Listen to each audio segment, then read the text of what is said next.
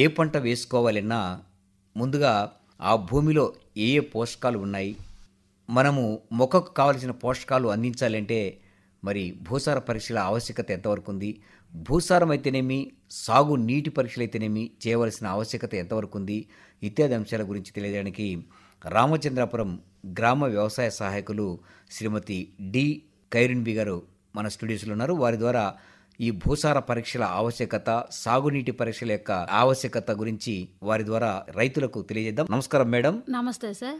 Madam, మరి ఇవాళ చూస్తే రైతులు విపరీతంగా ఈ రసాయన ఎరువులు వాడుతున్నారు. ముఖ్యంగా పోటీతత్వంతో ఈ వాణిజ్య పంటల్లో చాలా వరకు కూడా మోతాదుని మించి, సిఫారసుని మించి చేస్తూ ఉన్నారు, రసాయన ఎరువులు వాడుతూ ఉన్నారు. దీంతో భూమి యొక్క భౌతిక స్థితి అయితేనేమి, భూమి గట్టిపడిపోవడం అయితేనేమి జరుగుతూ ఉంది. ఈ పండిన పంటల్లో పురుగు మందుల అవశేషాలు అయితేనేమి, రసాయనిక అవశేషాలు అయితేనేమి చాలా వరకు ఉంటూ అంతర్జాతీయ మార్కెట్లో మన ఉత్పత్తులకు రేట్లు కూడా రాకపోవడం జరుగుతూ ఉంది. ఇట్లాంటి పరిస్థితుల్లో భూసార పరీక్షలు చేయించుకుంటే, సాగునీటి పరీక్షలు చేయించుకుంటే ఎలాంటి లాభాలు ఉన్నాయంటారు? అసలు చేయవలసిన ఆవశ్యకత ఎంతవరకు ఉందంటారు? రైతులు ఇవాళ పోటీతత్వంతో ఎరువులు, రసాయన ఎరువులు కావచ్చు, పోటీతత్వంతో ఒకళ్ళు వేసారని ఇంకొకళ్ళు నేను వేస్తే నాకు ఎక్కువ దిగుబడి వస్తుంది అన్న ఆలోచనతో రసాయన ఎరువులు వాడడం జరుగుతుంది. అలా కాకుండా మన భూమిలో ఎంత శాతం రసాయన ఎరువులు ఉన్నాయి, సేంద్రియ పదార్థం ఎంత ఉంది, అది కనుక్కోవడానికి ముందుగా భూసార పరీక్షలు అనేవి చేయించుకోవాలి. నేలలు వాటిలోని సహజంగా ఉన్న పోషక పదార్థాలతో పాటు అదనంగా వేసిన సేంద్రియ మరియు రసాయనిక ఎరువుల్లోని పోషకాలను మొక్కలకు అందజేసి పంట దిగుబడికి దోహదపడతాయి. కాబట్టి నేలల్లో ఉన్న భూసారాన్ని తరచూ తెలుసుకోవడం ఎంతో అవసరం. తద్వారా ఎరువుల వాడకంలో అనవసరపు ఖర్చులు చేయకుండా భూసారాన్ని కాపాడుకుంటూ అధిక మరియు సుస్థిర దిగుబడులను పొందవచ్చు. దీనికి సంబంధించి రైతులు తమ పొలంలోని మట్టిని వర్షాధార భూముల్లో అయితే 3 సంవత్సరాలకు ఒకసారి మరియు నీటి వసతి కింద పండించే పంటల్లో 3 పంటలకు ఒకసారి పరీక్ష చేయించుకుంటే మంచిది. పోషక పదార్థాలు గుర్తించే కాక భూమిలోని చౌడు గుణాలను, సున్నం శాతాన్ని, నేల కాలుష్యాన్ని గుర్తించేందుకు కూడా మట్టి పరీక్షలు అనేవి చేయించుకోవాలి.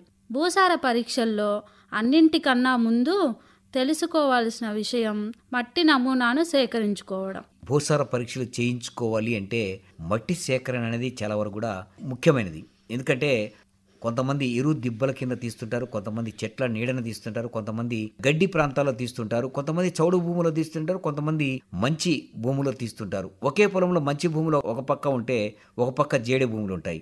మట్టి తీసేటప్పుడు ఎలాంటి మెలకువలు పాటించాలంటారు?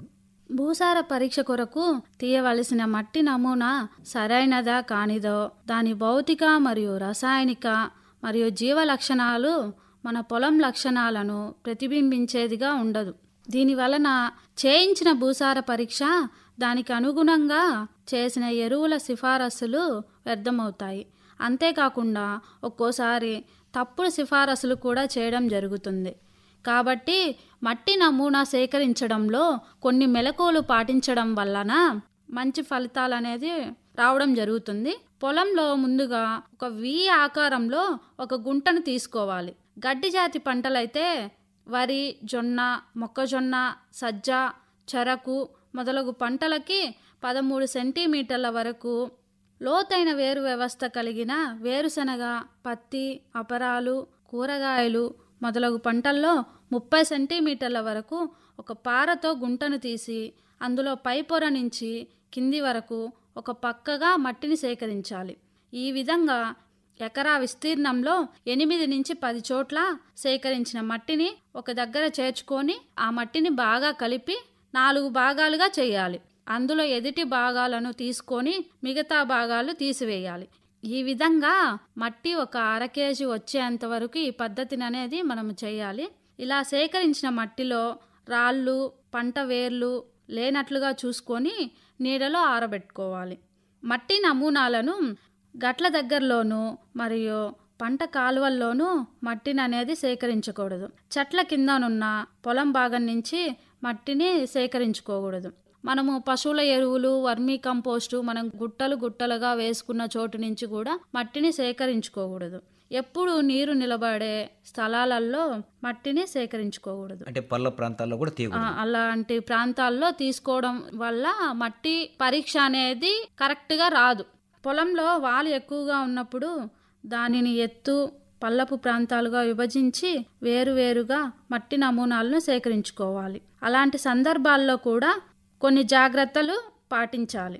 పొలంలో అక్కడక్కడ చౌడు ప్రాంతంగా ఉన్నట్లు అనుమానం కలిగితే అక్కడి నుండి ప్రత్యేకంగా ఒక నమూనాను తీసి వేరుగా చౌడు లక్షణాల పరీక్ష కొరకు పంపించాలి. అంతేగాని అటువంటి మట్టిని బాగుగా ఉన్న ఇతర ప్రాంతపు మట్టితో కలపకూడదు. మేడం, మరి మామూలు పంటలకు ఒక ఎత్తు అయితే ఉద్యాన పంటలు, ముఖ్యంగా పండ్ల తోటలు వేసుకోవాలనేటువంటి రైతులకు భూసార పరీక్షలు చేయించుకోవాలి అంటే ఎలా చేయించుకోవాలంటారు? అంటే వేరు వ్యవస్థ ఉంటుంది కదా, ఈ పంటలు వేసుకునే రైతులు ఏ విధంగా చేయాలంటారు? పండ్ల తోటలకు వచ్చేసి మట్టి పరీక్ష అనేది సాధారణంగా 3 నుంచి 5 అడుగులు లోతు ఒక గుంట తవ్వి విడిగా ప్రతి అడుగుకు కొంత మట్టిని సేకరించుకొని భూసార పరీక్షకు పంపించాలి.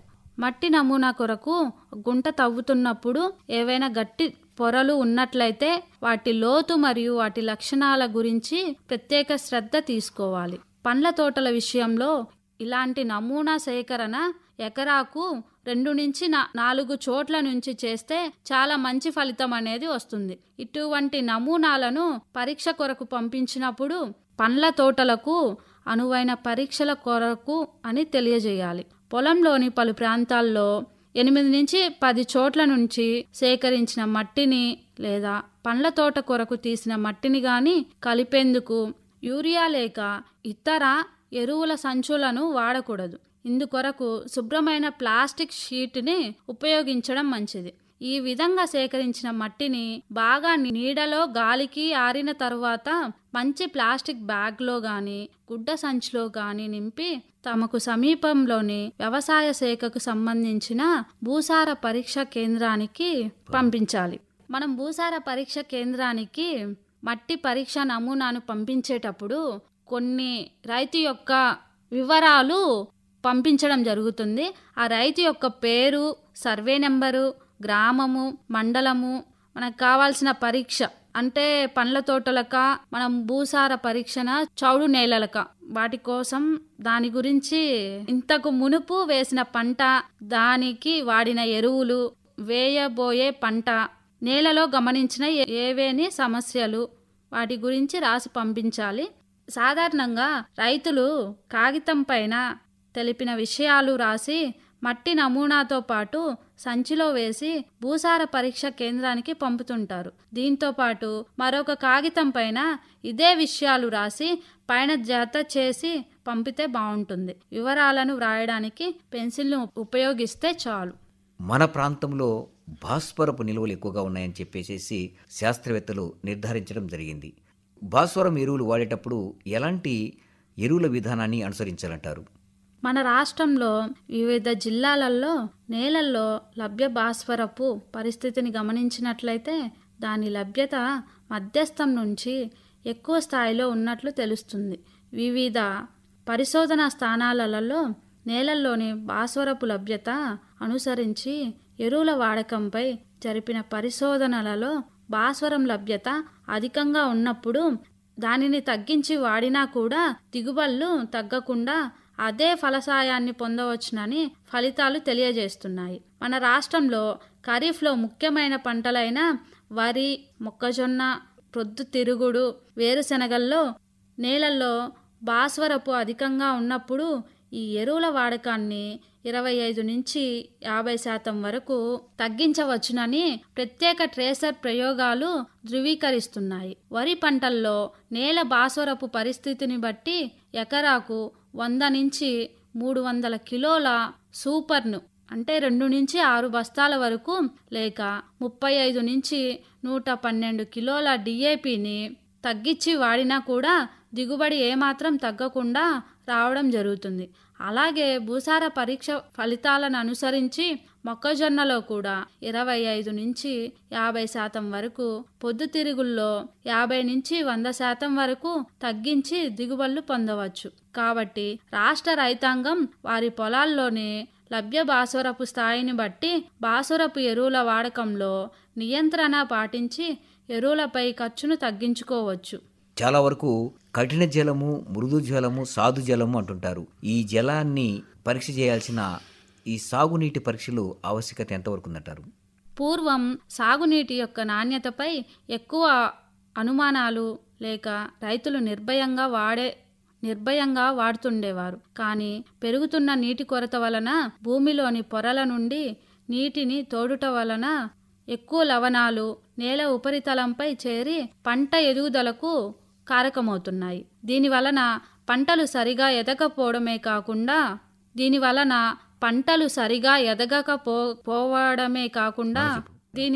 పంటలు సరిగా పెరగకపోవడమే కాకుండా నేలలు కూడా బాగు చేసేందుకు వీలు పడని రీతిలో చెడిపోతున్నందుకు ఆస్కారం ఉన్నది. ఇటువంటి ప్రతికూల పరిస్థితులు ఏర్పడకుండా కొత్తగా తవ్విన బోరు బావుల నీరు నర్సరీల కొరకు వేరే ప్రాంతం నుంచి తెప్పించి వాడే నీటిని మొదట పరీక్ష చేసి ఆ తర్వాత వాడుకోవడం మంచిది. సాగునీటి పరీక్ష కొరకు పొలంలోని బోరుబావు నీటిని పంపులో సుమారు 20 నుంచి 30 నిమిషాలు బయటకు వదిలిపెట్టిన తరువాత మంచి ప్లాస్టిక్ సీసాలో సుమారు 500 మిల్లీలీటర్లు తీసి సమీప భూసార పరీక్ష కేంద్రానికి పంపాలి. వీలైనంత వరకు గాజు సీసా బదులు ప్లాస్టిక్ సీసాను వాడటమే మంచిది. మందు సీసాలను వాడకూడదు. నీటి నమూనాను తీసే సీసాను అదే నీటితో 3-4 సార్లు కడిగి ఆ తరువాత నీటి నమూనాతో నింపాలి. సీసాలో గాలి లేకుండా నీటితో పూర్తిగా నింపాలి. కాలువలు లేదా చెరువుల నుండి నమూనా తీసేటప్పుడు ఒక పెద్ద కర్రకు ఒక చిన్న బకెట్ కట్టి ఒడ్డుకు దూరంగా నీటిని తీయాలి. ఆ నీటితో సీసాను 2-3 సార్లు కడిగి ఆ తరువాత నమూనాతో నింపాలి. ఒక్కోసారి పరిశ్రమల నుంచి వదిలిపెట్టిన నీటిని కూడా పరీక్ష చేయవలసి వస్తుంది. అటువంటి సందర్భాల్లో ఆ నీరు పొలంలో మొదట ప్రవేశించే స్థలం వద్ద నీటి నమూనాను తీయాలి. అలాగే వీలైతే అదే నీరు పరిశ్రమ ఆవరణం నుండి బయటికి వచ్చిన ప్రాంతం నుండి కూడా నమూనాను తీసి పరీక్ష కోసం పంపితే రెండింటిలో వ్యత్యాసం మనం గమనించుకోవచ్చు. సాగునీటి నాణ్యత పరీక్ష కొరకు నమూనాను సేకరించిన వెంటనే 6 గంటల్లోపు దగ్గరలోని సమూహ భూసార పరీక్షా కేంద్రానికి పంపించాలి. నమూనాతో పాటు రైతు పేరు, సర్వే నెంబరు, బోరు లేక కాలువ వివరాలు, గ్రామం, మండలం తదితర విషయాలు తెలియజేయాలి. భూసార పరీక్షా కేంద్రం వారు పరీక్ష చేసిన తర్వాత ఎటువంటి సలహాలు రైతుకు అందజేస్తారు? భూసార పరీక్ష చేసిన తర్వాత రైతులకి కొన్ని సలహాలు, సూచనలు ఇవ్వడం జరుగుతుంది. భూసారాన్ని నిర్ధారించి వేయవలసిన పంటలు, వేయవలసిన ఎరువుల మోతాదును నిర్ణయించడం జరుగుతుంది. సమస్యాత్మక భూములను గుర్తించి బాగు చేసే విధానాలు, యాజమాన్య పద్ధతులు సూచించడం జరుగుతుంది. సూక్ష్మ పోషకాలను విశ్లేషణ చేసి సలహాలు ఇవ్వడం జరుగుతుంది. సమతుల ఎరువుల వాడకం భూసార పరీక్ష ఫలితాల వల్లే మాత్రమే సాధ్యమవ్వడం జరుగుతుంది. కాబట్టి ప్రతి ఒక్క రైతు వారి పొలంలో మట్టి పరీక్షలను చేయించుకొని వాటి పరీక్ష ఫలితాల ఆధారంగానే ఎరువులను వాడడం మంచిది. అలాగే ప్రతి ఒక్క రైతు సాగునీటి పరీక్షలను కూడా చేయించుకొని వ్యవసాయ శాస్త్రవేత్తల సలహాలు, సూచనలు పాటించాలి. భూసార పరీక్షల ఆవశ్యకత ఎంతవరకు ఉంది? భూసార పరీక్షలు చేయించుకుంటే ఎటువంటి లాభాలున్నాయి? సాగునీటి పరీక్షల ఆవశ్యకత ఎంతవరకు ఉంది? ఇత్యాది అంశాల గురించి చక్కటి విషయాలు రైతులు తెలియజేశారు. నమస్కారం అమ్మ. నమస్తే సార్.